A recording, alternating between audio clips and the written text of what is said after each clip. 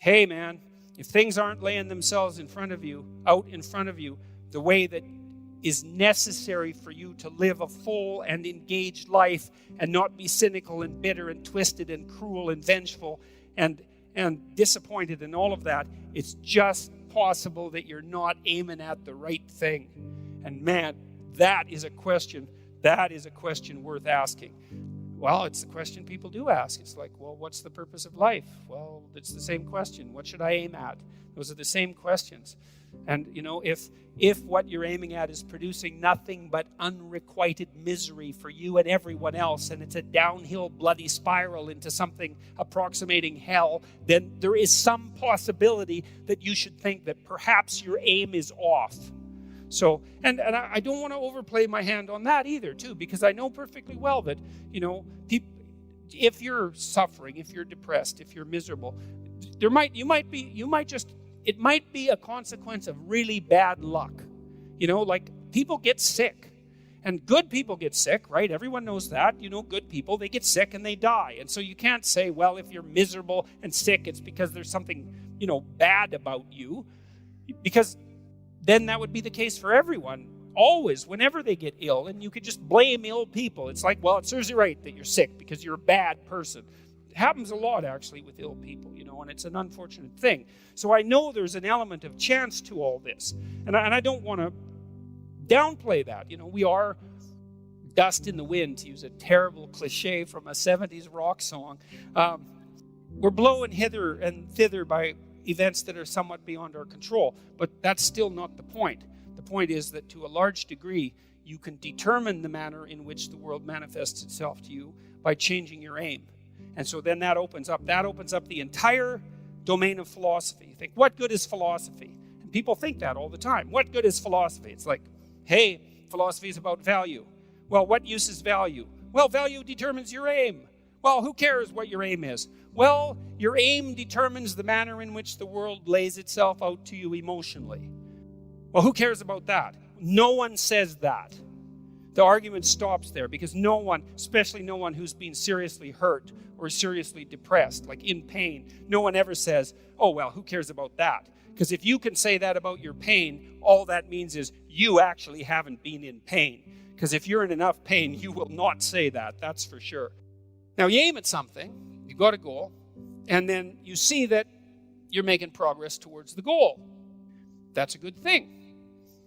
That makes you happy. It actually, technically, there's a system, dopamine system, neurochemical system. Same system, by the way, that cocaine and methamphetamine and opiates activate, which is why people like to take those drugs. And it tells you that you're moving forward in the manner that you should be according to the dictates of your plan. Doesn't necessarily tell you whether you have a good plan. That's a more complicated problem, because who knows if you have a good plan. But one thing that you could know is that a plan is better than no plan. That's a really useful thing to know, especially if you're kind of drifting. It's like, well, I'm going to find myself. It's like, no, just pick something and move towards it. And as you move towards it, you're going to succeed and fail specifically. And then you're going to learn something about success specifically, and you're going to learn something about failure specifically. And then you can learn what you use to fix your plan. So a stupid plan is way better than no plan. And you're likely to have a stupid plan, or at least to be able to make one. So that's good news for everybody. You can make a stupid plan. And so I would say, make a stupid plan. And then implement it. Not any stupider than it has to be. You could think about it a little bit, but then implement it. And have your successes and failures along the way and learn from them. And then you can rejig the goal. You can move the target. That's fine. That's part of the game. It doesn't have to be fixed. It's a movable target. And maybe what you're trying to do is to move the target to an ever better place. So you're moving towards a target, and at the same time you're moving the target. Right. And you're trying to move the target towards something like an ultimate ideal. You're trying to find out what that ultimate ideal is. And part of the way you figure that out is by moving towards a target and by learning about success and failure along the way, because then you can inform yourself with regards to what might constitute a reasonable aim.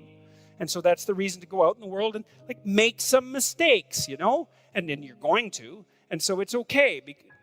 It's okay to make the mistakes. It's not so okay not to learn from them, because then you make the mistakes again. That seems pointless. And so you're moving towards wherever you're going, and it's working. And so you get some positive emotion.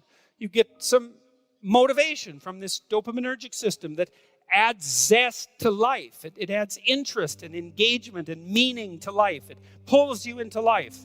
And that's worth thinking about, I would say, because if you think about it, you might wonder about whether or not you should be engaged in life. And then if all of a sudden you're doing something, and because you're doing it, you get engaged in life, then it seems like that might be the very definition of a good thing. It's evidence.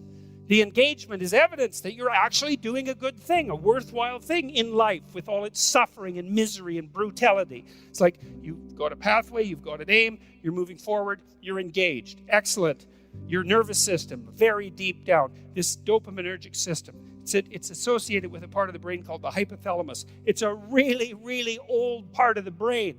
It's not some new thing that popped up like 15,000 years ago. It's ancient. It's there to orient you in the world. It's part of the instinct for meaning that I talked about in chapter 7. Do what is meaningful and not what is expedient. It's a deep, deep instinct. And way down in your psychophysiological structure, not as far down as the serotonin system, but like next level up. And so if it's saying, hey man, you're on the right track, it's like, that's worth noticing. It's worth noticing. Now you can criticize it out of existence. You can question your aim continually. It's one of the, what would you call it, dangers of our capacity to abstract. But if you're a smart person who doubts, you also might be smart enough now and then to doubt your doubt and just to notice and to pay attention. And not only that's what you need to do, because you need to have a meaning in your life, an aim, a value structure that's of sufficient potency and magnitude to justify the limitations and the trouble that life constitutes, right? This is no trivial business that we're involved in, right? We're all in this up to our necks, literally. It's a mortal game. You're all in. And to play it wrong is to risk suffering in hell. And I'm not talking about afterlife. I'm not talking about something metaphysical. You can generate plenty of hell right here around you. Plenty. An unlimited amount. And so you can move towards that direction, or you can move towards a positive direction. And you can orient yourself. And you can learn. This is why the postmodernists are so incorrect. It's like, look, you need an aim. You need an aim. You cannot organize the way you look at the world without an aim. It's not optional. And then the question is, well, what should the aim be? Well, probably not to radically increase the amount of misery and suffering that you experience in everyone else. I mean, maybe you want to go that route, and people do, but I think they only do when they become bitter and they give up, and they make mistakes they know they're making, right? It's conscious decision to go down that route. It's not like they think that's okay to begin with. Their aim's wrong. It's like, straighten out your aim. So there's an old idea, this idea of sin. Sin is a word that was derived from a Greek word, hamartia. And hamartia is an archery term, and it means to miss the target. You have no aim. Well, then you miss the target. You don't pick up your bow. Well, then you miss the target. You don't draw it back. Then you miss the target. You don't practice and miss many times, right? Because you have to do that to develop the skill to hit the target. So you're not willing to take the risk to miss. You do none of that. And so you miss the target. And that's the sin. And then you miss your life. And then what happens around you is that, well, there's far more hell than there has to be, and there's much less heaven than there could be, and it's on you.